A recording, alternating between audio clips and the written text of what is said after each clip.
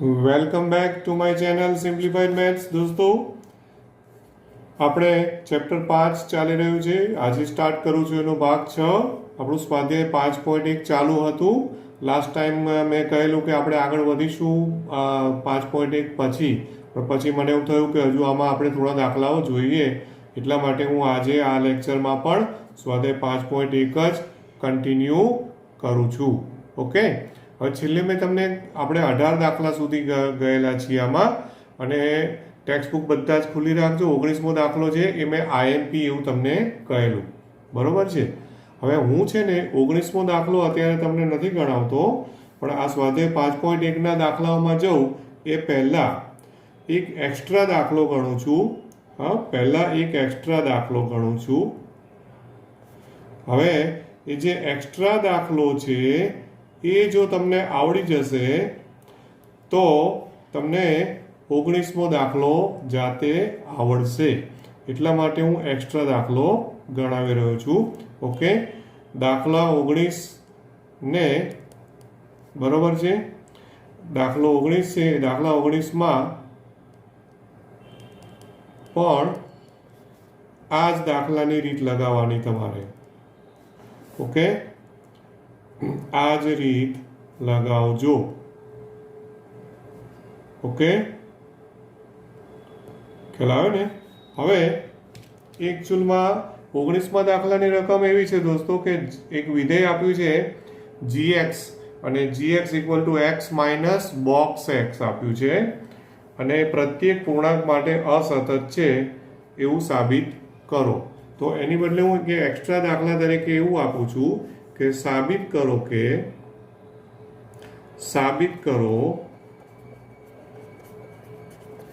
હવે x પેલામાં એક રકમમાં x માઇનસ બોક્સ x છે ને, તો એની બદલે હું ખાલી બોક્સ x પહેલા સમજાવું છું. ડાયરેક્ટ તમે જો x માઇનસ બોક્સ x માં જશો ને તો કન્ફ્યુઝન થશે. એટલે સાબિત કરો કે x minus only box x, બરોબર છે. એટલે એને હું fx નામ આપું છું gx ની બદલે.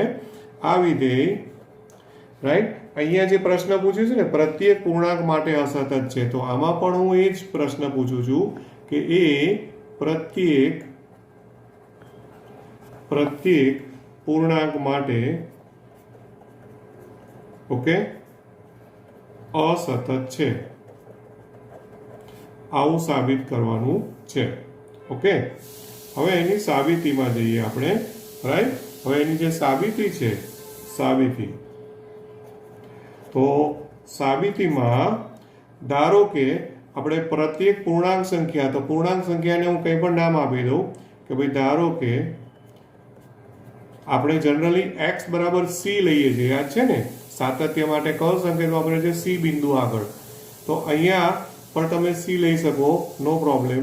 અને આપણે જનરલી પૂર્ણાંક માટે પ્રાકૃતિક સંખ્યા અને n બિલોંગ્સ ટુ z, પૂર્ણાંક એટલે n બિલોંગ્સ ટુ z, તો એમાં તમારે સ્મોલ n સંકેત વાપરવો હોય તોય વાંધો નહીં, c સંકેત ચાલુ રાખીએ તો પણ વાંધો નહીં. ધારો કે x બરાબર c લઈ લઉં છું અને c બિલોંગ્સ ટુ z. હવે આમાં r નહીં, z, કારણ કે પ્રશ્ન પૂછે છે પૂર્ણાંક માટે, બરોબર? હા, અને એના માટે આપણે સાતત્ય ચકાસીએ. ઓકે, હવે એ જે ચકાસવાનું છે એમાં મેઇન વસ્તુ તો એ છે દોસ્તો કે આ બોક્સ x તમને યાદ છે? બોક્સ x શું છે? fx બરાબર બોક્સ x એ પૂર્ણાંક ભાગ વિધેય છે. હા, એને શબ્દોમાં શું કહેવાય યાદ છે? x થી વધુ ન હોય અથવા તો x થી મોટો ન હોય, બરોબર? મોટો ન હોય તેવો મોટામાં મોટો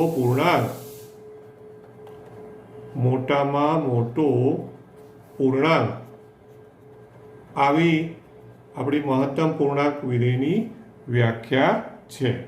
રાઈટ, હવે એને અમે એટલા માટે યાદ કરાયું છે કે કદાચ જો કોઈ ભૂલી ગયું હોય કે ભાઈ બોક્સ x નું કઈ રીતે ઉપયોગ કરવાનો, તો એકચ્યુઅલમાં યાદ કરાવો કે આમ સંખ્યા રેખા દોરો ને, આપણે સંખ્યા રેખા દોરો તો હંમેશા સંખ્યા રેખામાં જે પણ તમને આપ્યું હોય, દાખલા તરીકે 2.7, તો 2.7 હોય ને તો એની સંખ્યા રેખામાં એની હંમેશા કઈ બાજુ જવાનું? ડાબી બાજુએ જવાનું.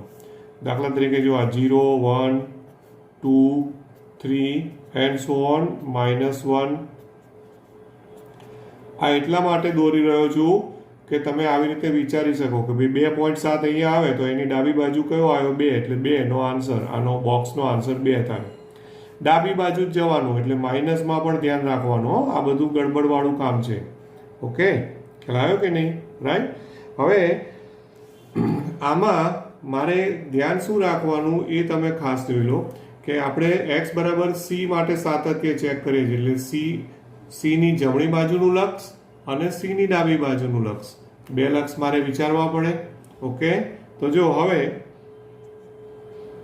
આપણને એક વસ્તુ આ ખબર છે, પહેલા હું તમને યાદ કરાવી દઉં. એકચ્યુઅલી આ હવે જે લખી રહ્યો છું ને એ તમારે એક્ઝામમાં લખવાની જરૂર નથી.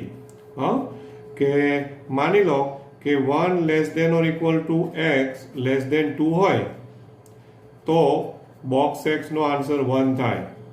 પછી 2 less than or equal to x less than 3 હોય તો બોક્સ x નો આન્સર 3 થાય.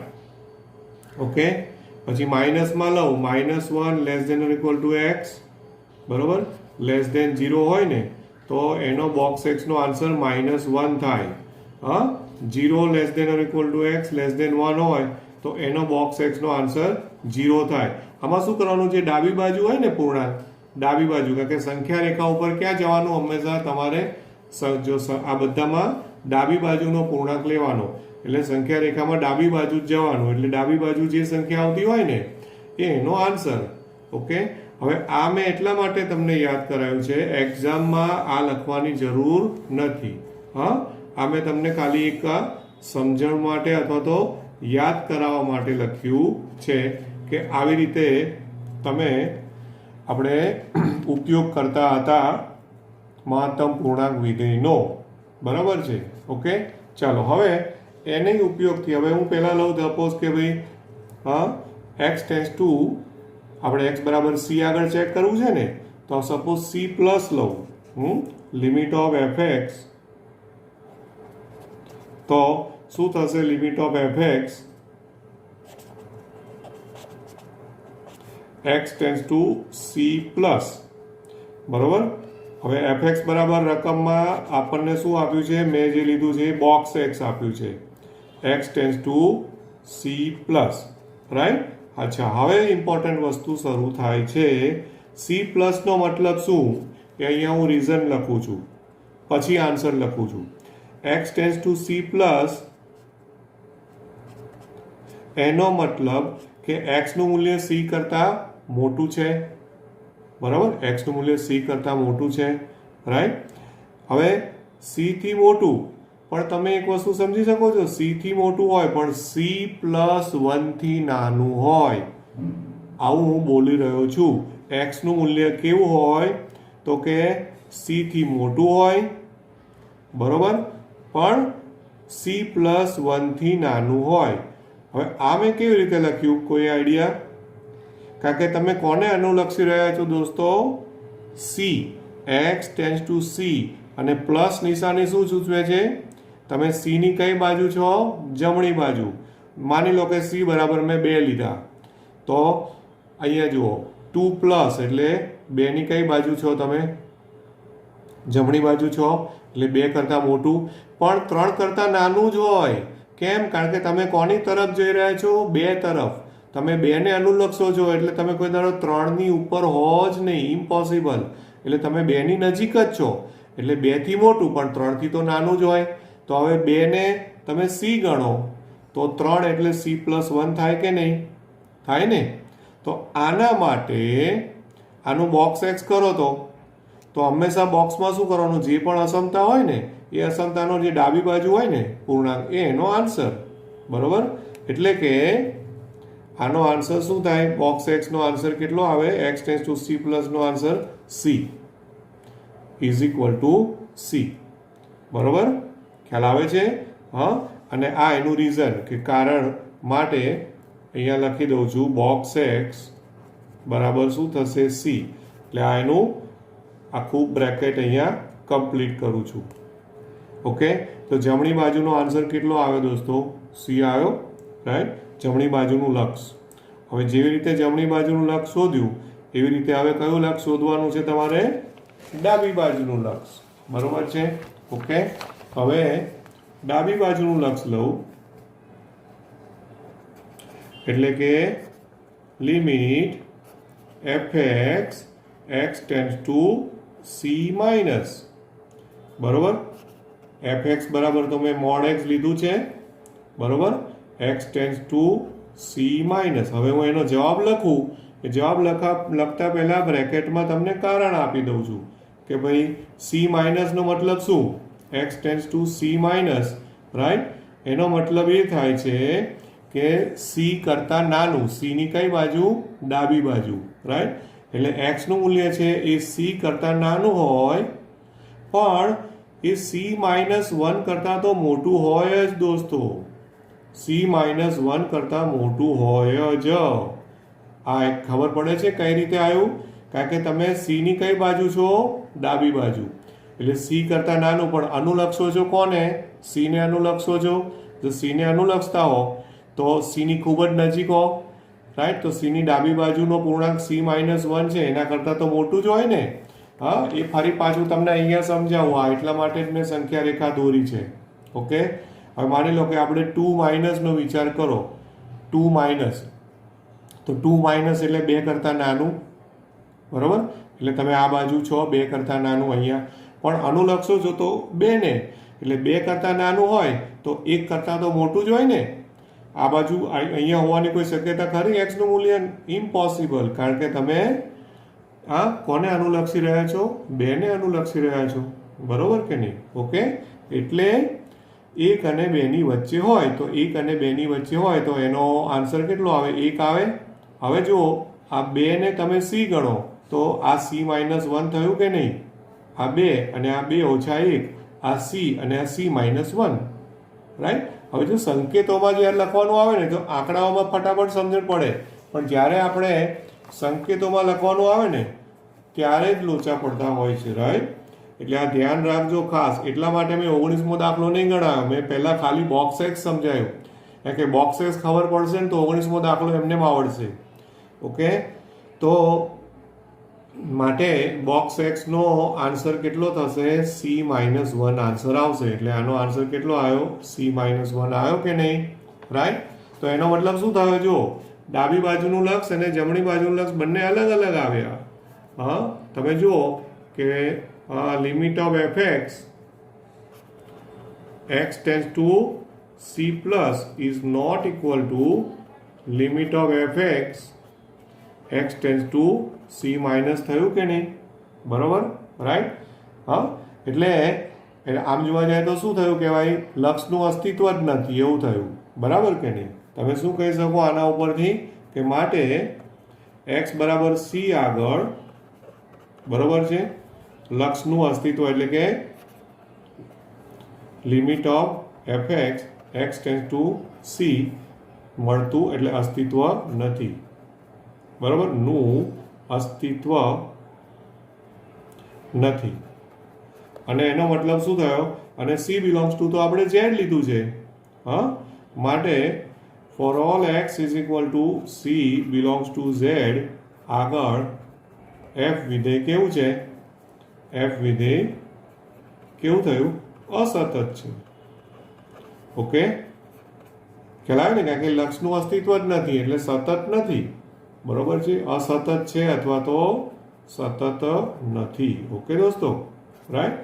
એટલે હવે મેઇન વસ્તુ આ છે. જો આ બોક્સ એક્સ વાળો દાખલામાં તમને બરાબર સમજણ પડી હશે ને, તો હવે 19મો દાખલો જે છે, હા, એ દાખલા નંબર 19.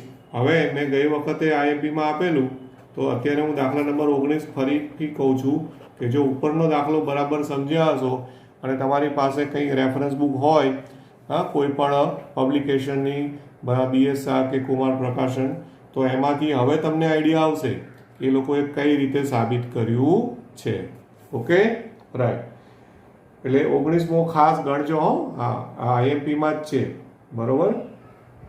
ત્યાર પછી હવે હું ડાયરેક્ટ લઉં છું 23મો દાખલો લઉં છું હવે. ઓકે, આપણે હવે ડાયરેક્ટ કયો દાખલો લઈશું દોસ્તો? 23મો. હા, હવે 23મો દાખલો છે. બાકીના વચ્ચેના દાખલાઓ એવું નહીં કે નહીં ગણવાના, પણ તમે પ્રયત્ન કરજો, લગભગ વાંધો નહીં આવે. 23મો દાખલો છે. હવે 23માની રકમ જે છે એ આવી છે, જોજો. fx ને બે ભાગમાં વહેંચેલું છે. sin x upon x, x is less than 0 અને x plus 1 જ્યારે x is greater than or equal to 0. Okay, text બુકમાં બધા જ રકમ જોતા જજો. હવે આમાં શું પ્રશ્ન પૂછ્યો છે કે આ વિધેય દ્વારા વ્યાખ્યાયિત વિધેયો, બરોબર છે, જ્યાં f અસતત હોય એવા તમામ બિંદુઓ શોધો. પ્રશ્ન એવો છે, આ વિધેય માટે, આ વિધેયમાં જ્યાં f અસતત હોય એવા તમામ બિંદુઓ શોધો, આવો પ્રશ્ન છે. અસતત હોય તેવા તમામ બિંદુઓ શોધો, આવો પ્રશ્ન કીધો છે. બરોબર છે, રાઈટ? હવે આપણે એને બિંદુઓ શોધવાનો પ્રયત્ન કરીએ કે ભાઈ કયા બિંદુઓ આગળ એ અસતત છે, રાઈટ? હવે એના માટે પહેલા તો આનો પ્રદેશ શું છે જોઈ લો તો. હા, તો તમે જુઓ કે બધી જ વાસ્તવિક સંખ્યા આવી જાય છે. 0, 0 કરતાં મોટી, 0 કરતાં નાની. એટલે સૌથી પહેલું એનો પ્રદેશ નક્કી કરો. હા, કે અહીં f નો પ્રદેશ તો df શું છે? પ્રદેશ r છે. બરોબર ને? એનો મતલબ કે મારે હવે બધી જ વાસ્તવિક સંખ્યાઓ માટે ચકાસવાનું થશે. બરાબર? હવે બધી જ વાસ્તવિક સંખ્યાઓ માટે ચકાસવાનું થાય એટલે ફરી પાછું માટે આપણે x બરાબર c અને c belongs to r. c છે એ કોઈ પણ વાસ્તવિક સંખ્યા લઉં. બરોબર છે? આગળ આપણે સાતત્ય ચકાસીએ. આના આગળ આપણે સાતત્ય ચકાસવું પડે. બરોબર? હું દર વખતે દરેક દાખલામાં આવું વાક્ય લખું છું, રાઈટ? તમે ઓબ્ઝર્વ કર્યું હશે. હા, હવે કોઈ બી રેફરન્સ બુક્સમાં એમાં જોશો તો એ લોકો આ રીતના સ્ટાર્ટ નથી કરતા. પણ હું એટલા માટે લખું છું કે પહેલા હમણાં પ્રદેશ ડિસાઇડ કરો અને પછી એ પ્રદેશમાંથી કોઈ એક બિંદુ લઈ લો અને હવે એના માટે સાતત્ય ચકાસવાનું છે. હવે r છે એટલે મારે બધા જ વિકલ્પો વિચારવા પડે. હા, 3 વિકલ્પો, c greater than 0, c equal to 0, c less than 0. 3 વિકલ્પમાં મારે વિચારવાનું થાય. બરોબર કે નહીં? રાઈટ? તો હવે આપણે પહેલો વિકલ્પ વિચારું છું આમાં. હા, પહેલો વિકલ્પ આમાં શું લેશો તમે? કોઈ પણ લઈ શકો. વિકલ્પમાં કોઈ ક્રમનું મહત્વ નથી. હા, બરોબર? પહેલો વિકલ્પ લઉં છું. એવું નહીં કે આ વિકલ્પ જ પહેલો લેવો, ગમે તે લઈ શકો. બરાબર ને? ધારો કે c ગ્રેટર દેન 0 હોય. બરાબર? હવે c ગ્રેટર દેન 0 હોય તો રકમ મુજબ કયો વિકલ્પ આવે? આ વિકલ્પ આવે કે નહીં? એટલે આનો ઉપયોગ કરવાનો થાય કે નહીં? x પ્લસ 1 નો, રાઈટ? હવે સાતત્યની વ્યાખ્યા પ્રમાણે limit of fx x tends to c લઉં. હવે c તો ધન છે એટલે આ લેવું પડે મારે. એટલે fx ની જગ્યાએ મારે શું લખવું પડે? x plus 1. ક્લિયર થાય છે ને દોસ્તો? જે પણ ના સમજાય ને મને લાઈવ ચેટમાં કહેતા રહેજો. ઓકે? હા, જો મારે આમાં 5.1માં આગળ નહોતું જવું પણ પછી મને દાખલાઓ જોઈને એવું થયું કે હજી પણ એક લેક્ચર હું વધારું, એટલા માટે મેં લીધું છે. બરોબર? એટલે હવે x tends to c, c greater than 0 એટલે આ વિકલ્પ છે.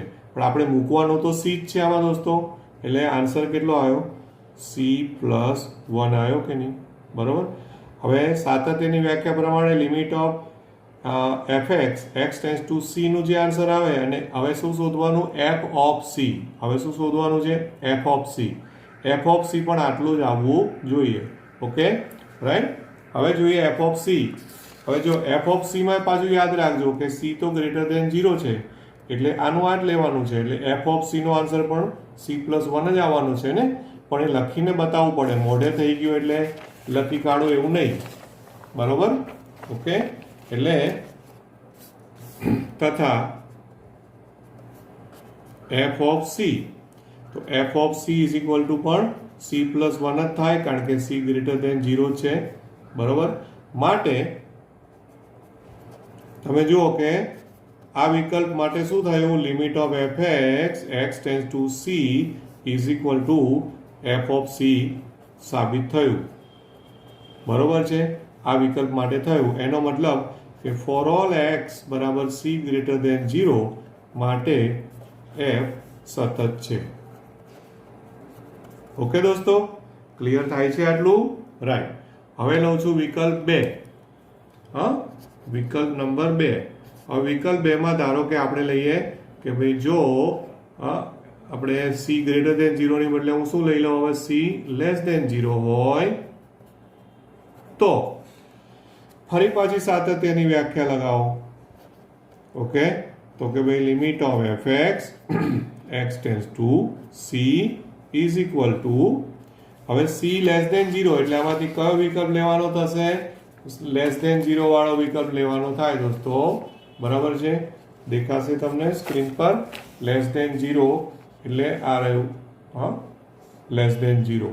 હવે લેસ દેન 0 માં શું આપ્યું છે તમને, સાઇન એક્સ અપોન એક્સ આપ્યું છે. શું આપ્યું છે, સાઇન એક્સ અપોન એક્સ. તો મારે સાઇન એક્સ અપોન એક્સ લેવું પડે, એટલે કે limit sine x upon x x tense two C. બરોબર છે. હા, હવે અહીંયા આ સ્ટેપ મારી દ્રષ્ટિએ બહુ જ ઇમ્પોર્ટન્ટ છે. કેમ ખબર છે, આપણા મગજમાં એક 11મા ધોરણનું એક સૂત્ર આવી જાય અને એકચ્યુઅલમાં એ સૂત્ર શું છે હું તમને અહીંયા ઉપર લખું છું.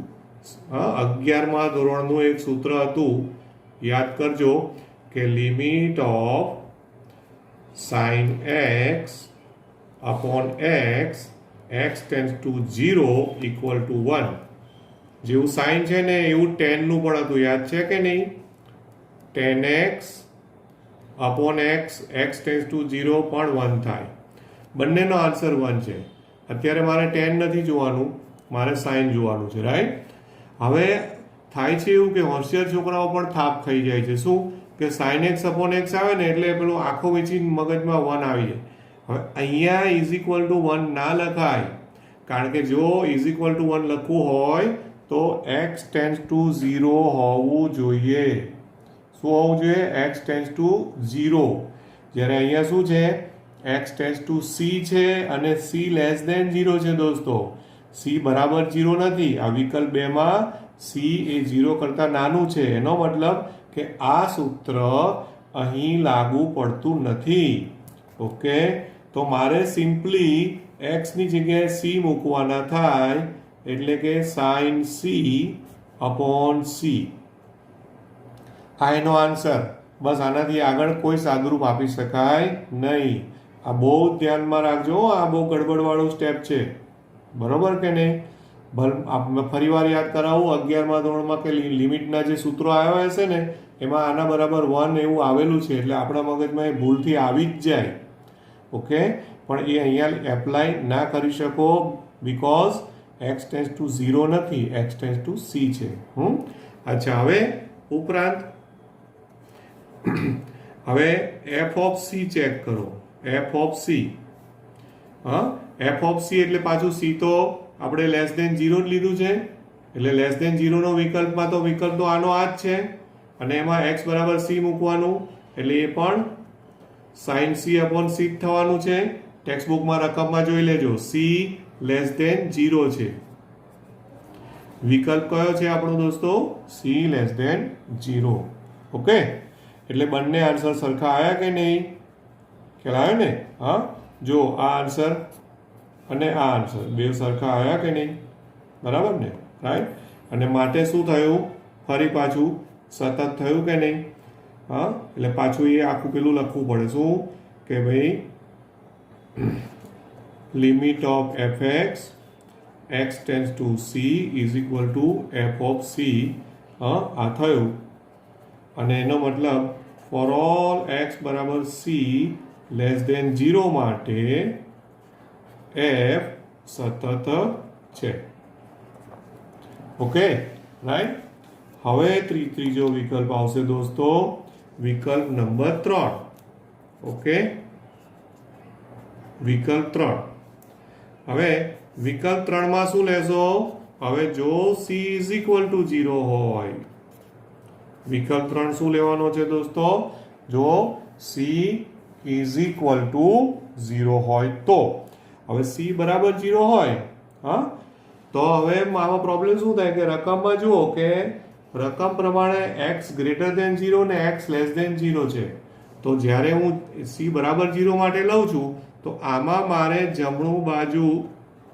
જમણી બાજુનું લક્ષ એટલે કે x → 0 પ્લસ અને ડાબી બાજુનું લક્ષ અલગ અલગ શોધવા પડે, કારણ કે 0 આગળ આપણે હવે સાતત્ય ચેક કરવાનું છે. ઓકે, તો 0 પ્લસ, તો વિકલ્પમાંથી જુઓ તો 0 પ્લસ શામાં આવશે? બીજા વિકલ્પમાં આવશે ને, x > ≤ 0 માં, કારણ કે 0 પ્લસ નો મતલબ શું? 0 પ્લસ એટલે x નું મૂલ્ય કેવું છે? ધન છે, અને ધન હોય તો બીજા વિકલ્પ પ્રમાણે x + 1, આ બીજો વિકલ્પ છે ને, રકમ ટેક્સ્ટબુકમાં જોતા જજો, x → 0 પ્લસ. બરાબર. અચ્છા, હવે મૂકવાના તો 0 જ છે, એટલે અહીંયા 0 મૂકીએ એટલે શું થઈ જશે? આ 0 + 1 એટલે શું આવ્યો? 1 આન્સર આવ્યો. હવે આ થયું જમણી બાજુનું લક્ષ. હા, હવે આ જ રીતે તમે કયું લક્ષ શોધો? ડાબી બાજુનું લક્ષ શોધો. ઓકે, તથા ડાબી બાજુનું લક્ષ એટલે કે limit of fx, limit of fx x → 0 minus 0 minus. હવે ટેક્સ્ટ બુકમાં જુઓ તો કયો વિકલ્પ આવશે? પહેલો વિકલ્પ આવશે, એટલે પહેલો વિકલ્પ એટલે sin x / x, x → 0 minus. કારણ શું? x નું મૂલ્ય કેવું છે? 0 માઇનસ એટલે કે 0 કરતા નાનું, એટલે પહેલો વિકલ્પ આવ્યો ને. હા, હવે અહીંયા આ સૂત્ર આવે દોસ્તો, sin x / x x → 0 = 1. એ સૂત્ર હવે હું અહીંયા એપ્લાય કરી શકું છું, કારણ કે આમાં પણ 0 ને જ અનુલક્ષીએ છીએ. માઇનસની નિશાની સૂચવે છે કે ડાબી બાજુથી, પણ અનુલક્ષો તો 0 ને જ, મતલબ કે આનો આન્સર હવે પેલા સૂત્ર પ્રમાણે 1 થશે. એટલે = શું આવ્યું? 1 થઈ ગયું. તો જો આનો 1 આન્સર આવ્યો, જમણી બાજુનું લક્ષ, ડાબી બાજુનું લક્ષ પણ 1 આવ્યું. બરોબર. હવે ત્રીજી વસ્તુ શોધવાની રહી. ત્રીજી વસ્તુ શું છે? તથા ત્રીજી વસ્તુ એટલે f(0), કારણ કે જ્યારે જમણું ડાબું લક્ષ અલગ કરો ને એટલે આ બે, અને હજી ત્રીજું f(c) એટલે કે f(0), કારણ કે c બરાબર 0 છે એટલે f(0). તો f(0) માં કયો વિકલ્પ આવે છે? રકમમાંથી જુઓ તો બીજો વિકલ્પ છે. ટેક્સ્ટ બુક ખુલ્લી રાખવાની, તો બીજા વિકલ્પમાં x + 1 છે એટલે 0 + 1 એટલે શું થયું? 1 થયું. તો હવે તમારું ઓબ્ઝર્વેશન શું કહે છે? 3 આન્સર સરખા આવ્યા. જો આ જમણી બાજુનું લક્ષ, આ ડાબી બાજુનું લક્ષ અને f(0) ત્રણેય સરખા આવ્યા કે નહીં? એટલે હવે હું આખું ત્રણેય ઇક્વલ જેવું લખતો નથી, પણ આમ હું એવું કહી દઉં કે વિધેય f એ x = c અને c = 0 છે, એટલે x = c = 0 આગળ સતત છે. તો 3 વિકલ્પોમાં સતત જ આવ્યું દોસ્તો. ખ્યાલ આવ્યો કે નહીં? એટલે ફાઇનલ આન્સર તરીકે મારે લખવાનું આવે તો ફાઇનલ આન્સર તરીકે શું તમે કહેશો? કે આમ f વિધેય એ સતત છે. ફાઇનલ આન્સર તરીકે તમારે શું કહી દેવાનું? એટલે કે હા, બધા બિંદુ આગળ સાતત્ય આવ્યું ને, એટલે કે f વિધેય સતત વિધેય છે એવું કહેવાય. f વિધેય એ સતત વિધેય છે. એટલે જ્યારે આવું લખો ને એનો મતલબ કે બધી જ વાસ્તવિક સંખ્યાઓ માટે સતત છે એવું આપણને મળ્યું. એટલે એને પ્રશ્ન એવો પૂછેલો, કે કયા બિંદુ આગળ અસતત છે. જોયું? તમને પ્રશ્નમાં ગૂંચવાઈ દીધા હતા. ફરી પાછો પ્રશ્ન જો, f અસતત હોય એવા તમામ બિંદુઓ શોધો, આવો પ્રશ્ન હતો. પણ એકચ્યુઅલમાં થયું શું? એવા કોઈ અસતત હોય એવા કોઈ બિંદુ મળતા જ નથી. એટલે આવું જ્યારે પેલું JEE માં કે ગુજકેટમાં કે MCQ માં આવે ને એટલે આપણને એવું થાય કે અસતત વાળો દાખલો પૂછ્યો છે એટલે અસતત ક્યાંક ને ક્યાંક તો આવતું જ હશે એમ કરીને ઓપ્શનમાંથી ખોટે ખોટું આન્સર લખી કાઢો એવું થાય. પણ સાચો આન્સર શું છે કે એવું કોઈ બિંદુ મળતું નથી. બરાબર કે નહીં? ઓકે, બોલો આમાં કોઈ ડાઉટ ખરો દોસ્તો? બરાબર, રાઈટ. તો જો આમ તો ઘણા બધા દાખલાઓ આપણે પ્રયત્ન કરી શકાય એવું છે. હજી એક છેલ્લો દાખલો લઈ લઉં છું ખાલી, અને એ છે 24મો દાખલો. 24મો દાખલો છે. 24મો દાખલો છે, થોડુંક ફટાફટ સમજાવું છું, વાંધો આવે એવું નથી. પણ એમાં એટલા માટે લઉં છું કે એમાં એક પરિણામ એવું આવે છે કે જેનો આપણે ડાયરેક્ટ ઉપયોગ કરવાનો છે. આવી રકમ છે એની, જો x² sin 1/x, જો x is not equal to 0, okay, અને fx ઇઝ ઇક્વલ ટુ 0 જો x ઇઝ ગ્રેટર ધેન 0. હવે પ્રશ્ન એવો છે કે આ દ્વારા વ્યાખ્યાયિત વિધેય f એ સતત વિધેય છે. આવો પ્રશ્ન પૂછ્યો છે. આ વિધેય છે એ સતત વિધેય છે, આવો એણે પ્રશ્ન પૂછ્યો છે. એટલે ફરી પાછું સતત વિધેય છે એવું આવ્યું એટલે આમાં જો કે x is not equal to 0 અને આ ગ્રેટર ધેન ના હોય ને, સોરી, ઇક્વલ ટુ 0 છે.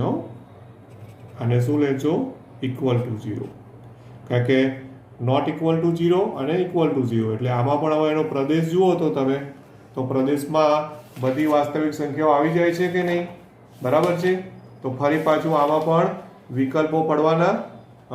હવે આમાં કઈ રીતે હું વિકલ્પ પાડું છું એ તમે જોજો કે સૌથી પહેલા તો અહીં df is equal two r છે.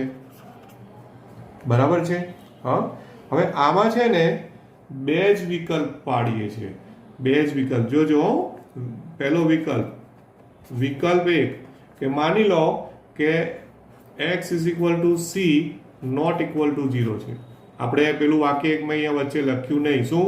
આપણે x બરાબર c, x is equal to c belongs to r આગળ સાતત્ય ચકાસીએ. બરોબર. આ દર વખતે હું લખીશ એટલા માટે કે માને તમને આ કોન્સેપ્ટ ક્લિયર થશે.